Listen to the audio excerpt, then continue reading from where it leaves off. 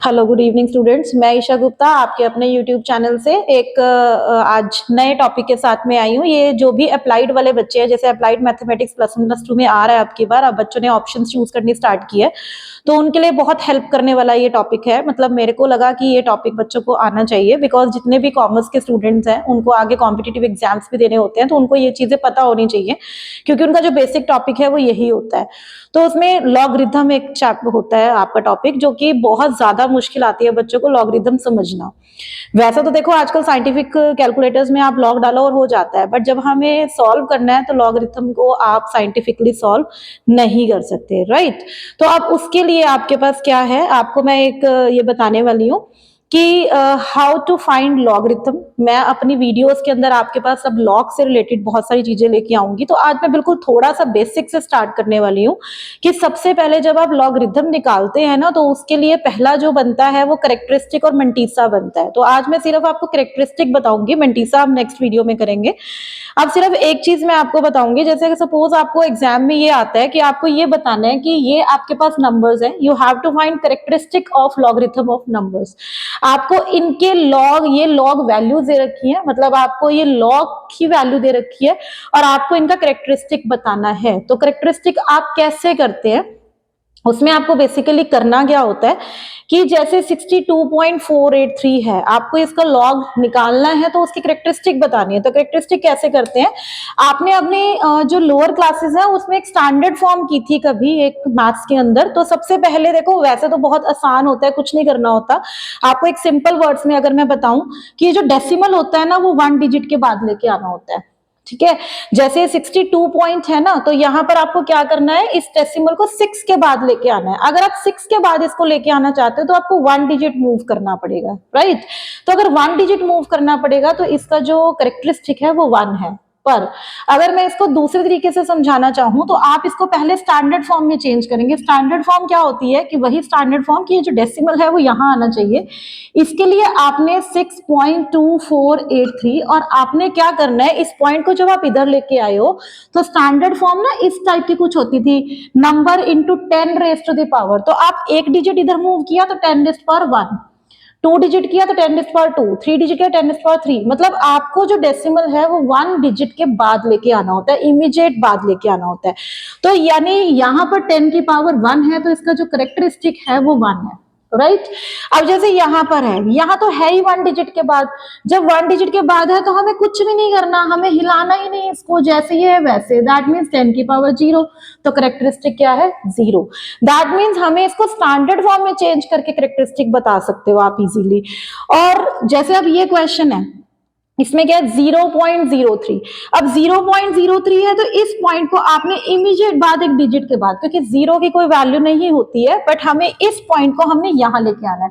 अब तक क्या कर रहे थे आप, आपने पॉइंट को ऐसे मूव करवाया था, अब आपने डेसिमल को ऐसे मूव करवाना है। यानी हमने इस पॉइंट को इधर लेके आना 3 के बाद, तो पहले तो 3.458 हो जाएगा इंटू 10⁻, कितने डिजिट आगे मूव किया, 2 डिजिट्स मूव किया। जब 2 डिजिट्स किया और किया भी ऑपोजिट डायरेक्शन में, पहले हमारा इधर गया था तो 10 की पावर पॉजिटिव में था, अब इधर गया है तो 10 की पावर नेगेटिव आ जाएगा। दैट मीन्स कितने डिजिट मूव किया, 10⁻²। तो यानी जो इसका कैरेक्टरिस्टिक है वो क्या है, -2, राइट। यहां पर अब आप देखिए 0.000234 है। मैंने क्या करना है, इस पॉइंट को हमने इधर लेके आना है, राइट। अगर हमने इधर लेके आना है तो आप क्या करेंगे, कितने डिजिट मूव करने वाला है, पहले तो ये 2.34 हो जाएगा पहली बात। अब ये 1 2 3 4 डिजिट आगे मूव करेगा, दैट मीन्स 10⁻⁻⁴। तो इसका कैरेक्टरिस्टिक क्या आ गया, -4, राइट। अब ऐसे ही आप कोई भी निकाल सकते हैं। सपोज आपके पास ये आ गया, आपके पास सपोज ये है, तो what will you do here, यहाँ पर 3.58 है ना, इस पॉइंट को हमने 3 के बाद लेके आना है। उसके लिए क्या करना है, 1 2 3 4 5 यानी 10 की पावर -5। तो ये क्या आ गया, -5। तो ये एक 1 मार्क का क्वेश्चन 11th 12th में जो आपके पास लॉग है उसमें सबसे पहले अगर 1 मार्कर हम देखें तो उसमें क्वेश्चंस आते हैं। तो उसमें आपसे कैरेक्टरिस्टिक और मंटीसा पूछा होता है। लॉग की जो भी वैल्यू होती है उसके 2 पार्ट्स होते हैं, कैरेक्टरिस्टिक और एक मंटीसा।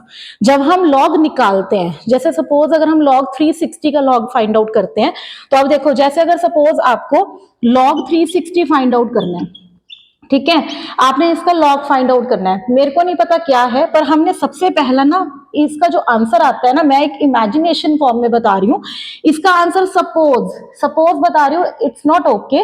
इसका आंसर 2.258 है। सपोज मैंने बोला आपको, again and again I am telling you कि सपोज मैंने किया कि log 360 इसके बराबर है, राइट।